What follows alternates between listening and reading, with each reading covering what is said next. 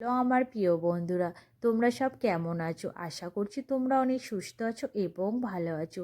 তোমাদের ভালোবাসা বা আশীর্বাদে আমরা অনেকটাই ভালো আছি।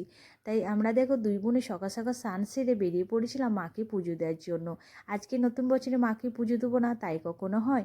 তা দাদাভাই তখন বলছিল জুতোগুলো এখানে খুলে রেখে যেতে পারো, নাহলে মায়ের মন্দিরে যা ভিড় হয়েছে জুতো কিন্তু তোমাদের হারিয়ে যেতে পারে।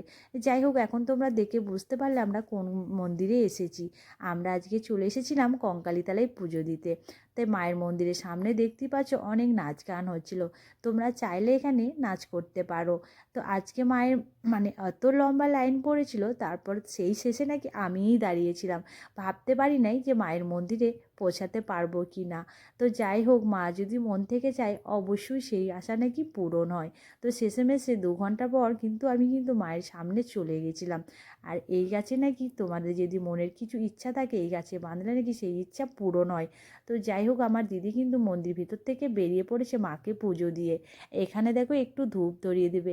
আজকে নতুন বছরে তোমরা কে কোন দেবতার পুজো দিয়েছো অবশ্যই একটা কমেন্ট করে যেও। আর এখানে আমরা একটু ধূপ ধরিয়ে দিয়ে চলে গেছিলাম মাঠের মধ্যে। আজকে বুঝতে পারছো নতুন বছরে পিকনিক করব না তাই কখনো হয়? আমরা কিন্তু পিকনিকও করেছি। আমাদের পিকনিকটা একটু অন্য ধরনের ছিল। সবাই মাঠে এসে রান্না করে খায় আর আমরা বাড়ি থেকে বানিয়ে এনে খাচ্ছিলাম। তো আমাদের পিকনিকটা কেমন লাগলো অবশ্যই কমেন্ট করে যেও। তখন কিন্তু ঘড়িতে বাজে 4:30। তাই দেরি না করে বাড়ির দিকে রওনা দিচ্ছিলাম। তাই কঙ্কালীতলাটা দেখে বুঝতে পারছো কতটা ভিড় হয়েছিল। তা আমার ভিডিওটা কে কোথা থেকে দেখছো অবশ্যই একটা কমেন্ট করে যেও।